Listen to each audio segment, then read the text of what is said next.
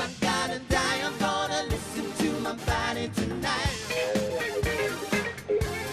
Prince transcended music. From song to song, he transformed and innovated. He was more than just an artist. He was an icon. I Want to Be Your Lover, Little Red Corvette, and of course, Purple Rain. He delivered massive hit after massive hit, pushing the boundaries of his craft. But Prince was not untouchable. In the years leading up to his death, the superstar began to appear increasingly frail, and a series of dramatic events would lead up to those devastating final moments. The months leading up to Prince's death is an extraordinary tale in itself. At the beginning of April, he cancelled a couple of concerts, ostensibly because he was poorly, but it was actually to give him time to recover from what was then an opioid addiction. April 21st, 2016, 9:43 a.m. An emergency call is made from Prince's Paisley Park mansion. 10:07 a.m. Emergency responders arrive at Paisley Park, and Prince is pronounced dead. The autopsy this morning began at 9 a.m. Central Daylight Time and concluded at 1 p.m. And just shortly, I received word that his body did leave Midwest Medical Examiner's office and was released to the family. Join us as we investigate the last 24 hours of Prince. This man is one of the most committed artists I've ever known. And by that I mean committed to music, utterly. And he was able to do almost everything.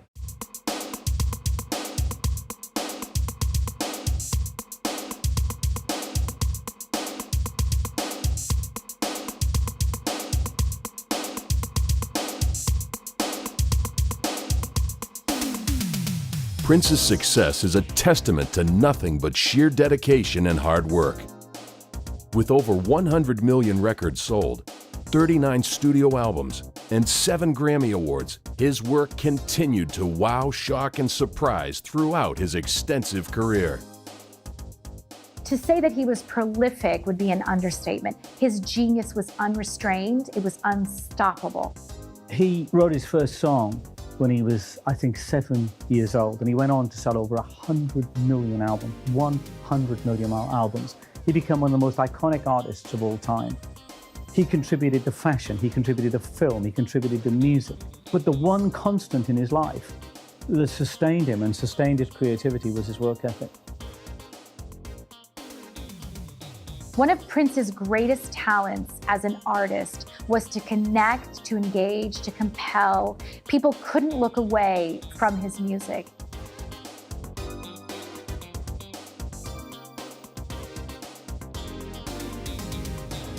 In a 1999 BET Tonight interview, Prince, famously said that he got into music and he got into doing what he does because he loved playing, jumping off pianos, as he says in the interview. But you still like going out doing dates? Oh man, that's my life. I got into the music business because I loved playing so much.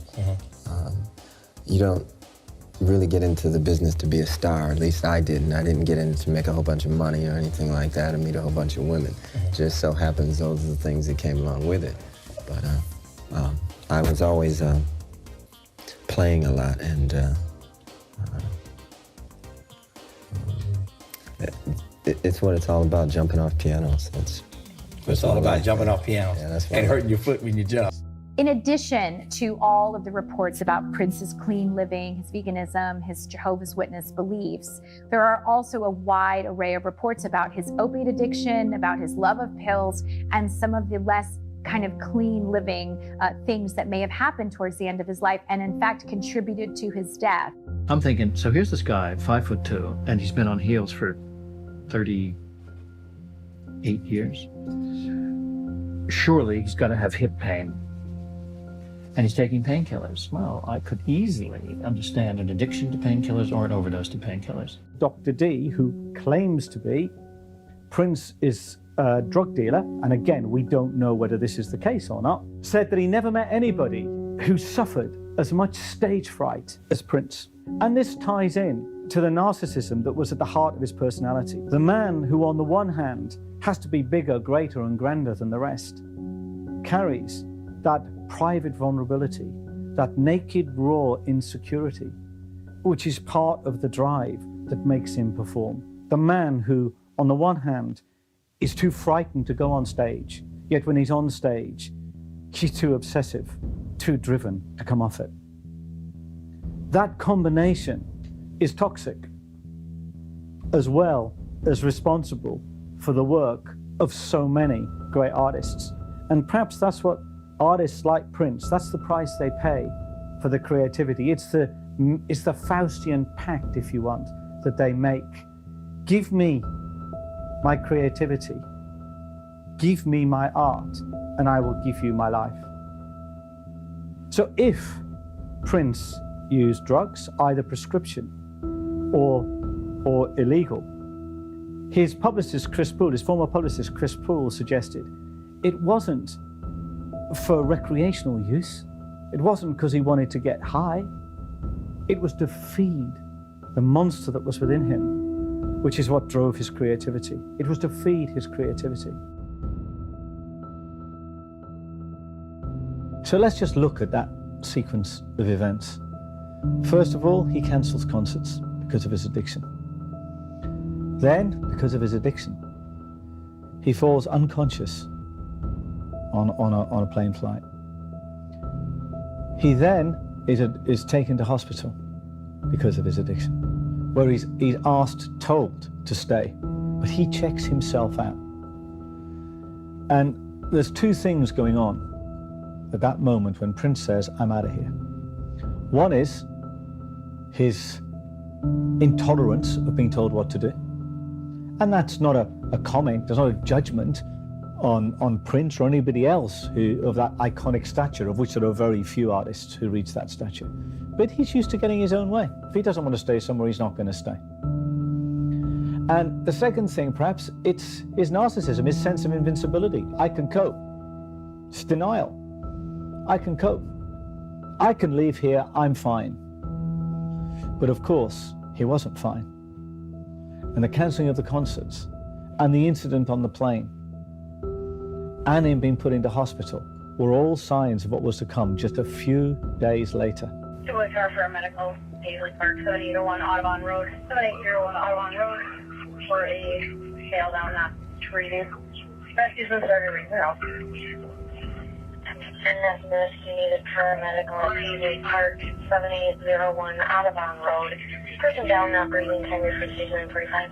And CNN has now confirmed that the artist Prince is dead. He was found in his elevator, unresponsive, in his compound, Paisley Park in Minneapolis. The number of songs, 7-time Grammy winner, 30 nominations, the number of songs that have touched people's lives throughout his entire career.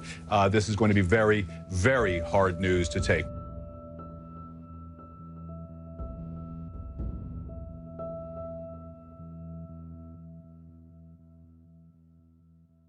April 16th, 2016.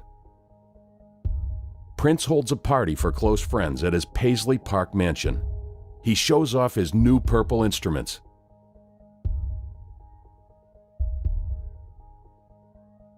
April 20th, 2016. Schulenberg treats Prince again for withdrawals.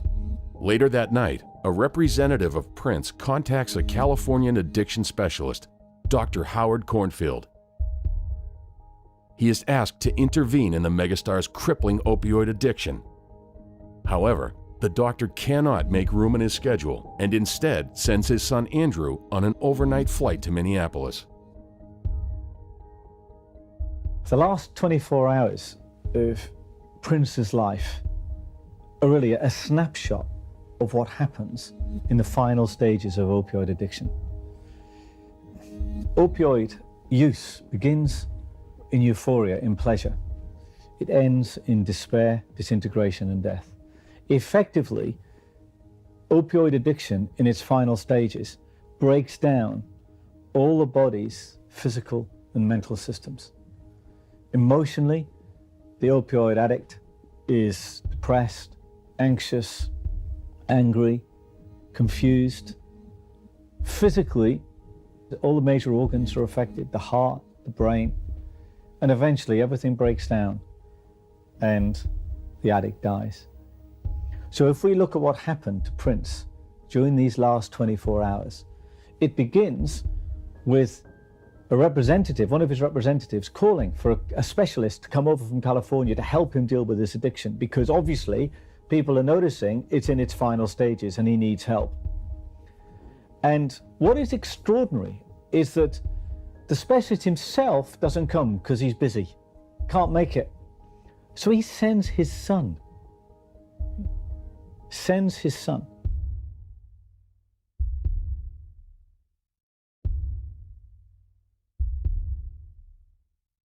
Presumably, because Prince ended up in his house alone on the evening of the 20th and the morning of the 21st, the specialists did not do enough either to help Prince and obviously not enough to save his life.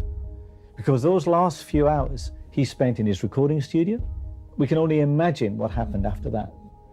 And the systemic and slow erosion of his mental faculties and his physical body culminated in him presumably drifting into unconsciousness and dying in the lift at his home, alone.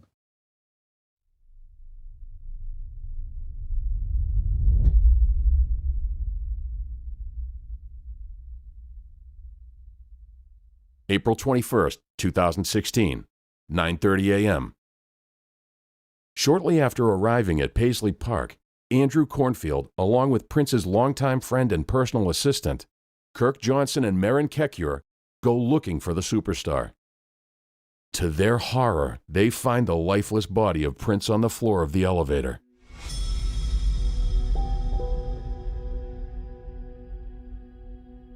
"9:43 a.m. An emergency call is made from Prince's Paisley Park mansion. Two-way car for a medical, Paisley Park, 7801 Audubon Road, 7801 Audubon Road, for a tail down, not treating. Rescue's been started right now. And that's nurse, you need a paramedical at Paisley Park, 7801 Audubon Road. Person down, not breathing, time for station 45. 48. CPR started. 10-4 CPR started, 9:49. 10:07 a.m. Emergency responders arrive at Paisley Park, and Prince is pronounced dead. Schulenberg arrives at some point before police show up and tells an investigator that he was there to deliver test results to Prince, according to a search warrant. He also tells the investigator that he had prescribed oxycodone to be filled at a local pharmacy. When police search the property, they find hundreds of pills in the singer's home. Recently released police footage shows Prince's Paisley Park mansion as it was on the day he tragically died. Images have also been released showing several different marked and unmarked medicines, as well as an unidentified white powder.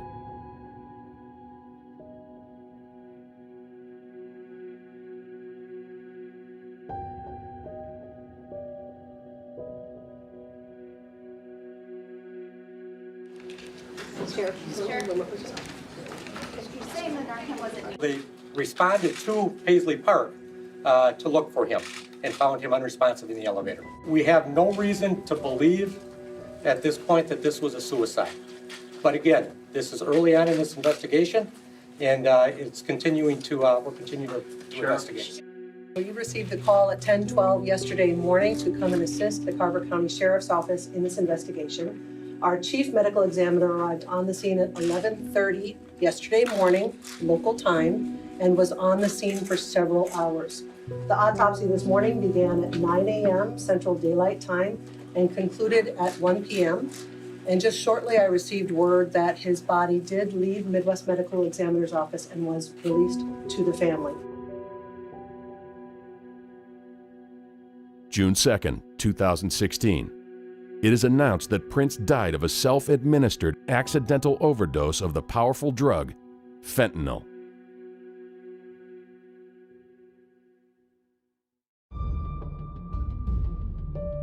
So the last moments of Prince's life was spent in the lift at his home. And it's said that he overdosed on fentanyl. Now, fentanyl is a synthetic opioid. It's like 50 times more powerful than morphine. It's an incredibly potent opioid. And it's used for, as all opioids are, principally for pain relief. And, but what opioids can do is they can slow the breathing, can slow the body's system down, can lead to lightheadedness, can cause you to faint, drift into unconsciousness, coma, and death. So we can speculate that maybe Prince left the recording studio feeling faint, perhaps lightheaded, maybe a bit unsteady on his feet, thinking he might just take himself to bed, rest, sleep it off, get up the following day and continue what he was doing. Because he was notorious for his work ethic. He would work, all hours God sends. He was an incredibly resilient and ferocious in his work ethic. But he may have felt it was too much, so he may have felt tired, sleepy, exhausted. Maybe he got in the lift, who knows? He may just have rested against the side of the lift, the back of the lift, and thought, oh, I just feel tired. And he may have drifted into unconsciousness, then drifted into a coma, and then died. And that's probably the most likely sequence of events that would have made up the last moments of Prince's life.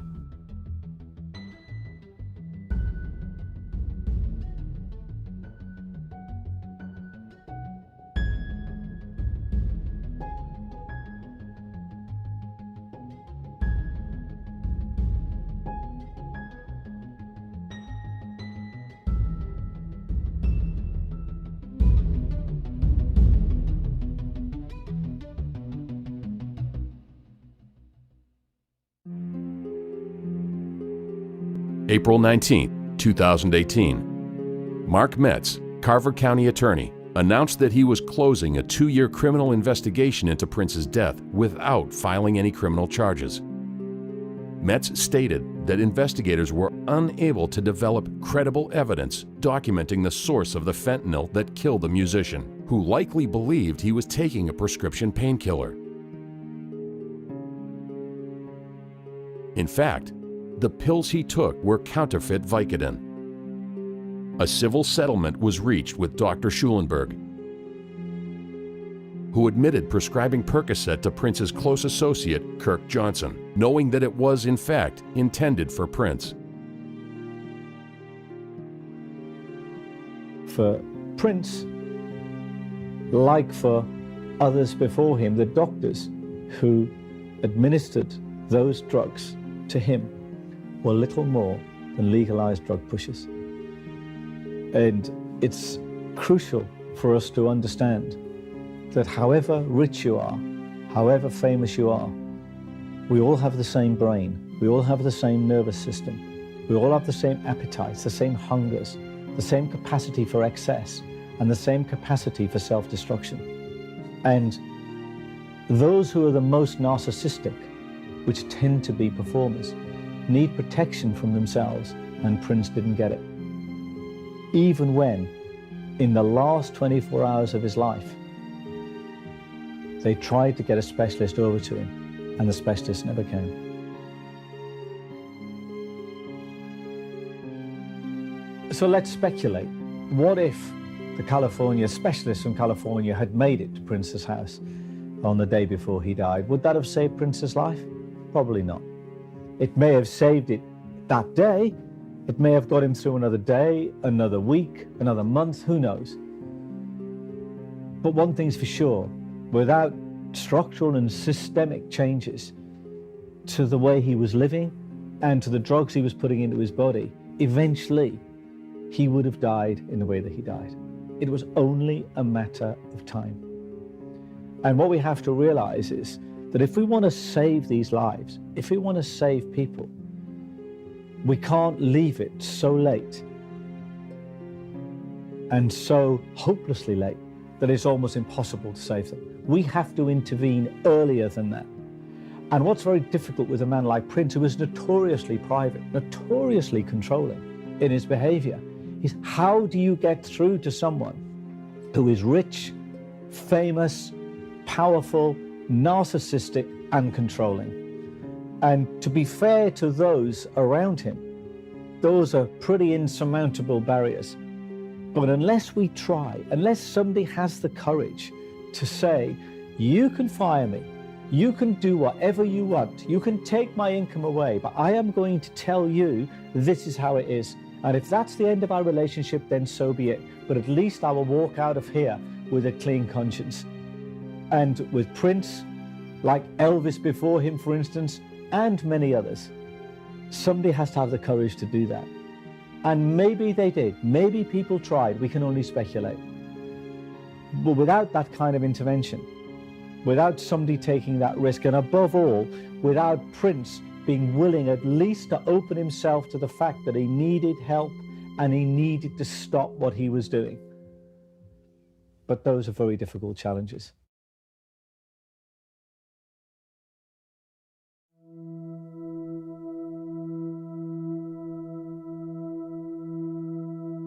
He was supposed to live till he was in his 90s, you know, doing concerts and joy. I mean, he just is all about joy, and he brings so much joy to so many people. He loved to connect with you through the music. I mean, the Prince fans, all of the Prince fans, they know what I'm talking about. Everybody feels like they have. If you are a Prince fan, you feel like he has spoken to you. He's known worldwide, but he is a Minnesotan, and we're all from Minnesota, and when you lose one of our own, just like Kirby Puckett, you got to show up and show respect. He put everything he had into the music, everything. I mean, he lived at his studio, so, I mean, he just put everything that he had into it, and he took stories from people's lives, from his own experiences in life, and put it into his music, and I think that's why the world just related to him, not so much as just a black artist, but as an artist in general. I mean, he had one of the, I mean, this is the most, you see all these people together, and they are all united together to come.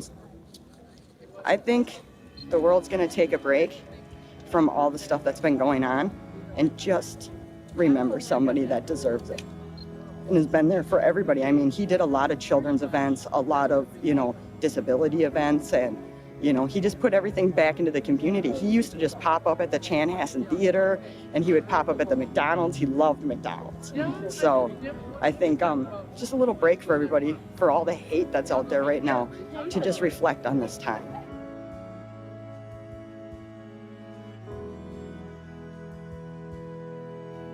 It's warming. It's warming. It's heartwarming that all these people are here. It's cool. It's fun too. I mean, I'm here with my best friends, so like, yeah, I don't know. It's one of those things that we'll never forget, for sure.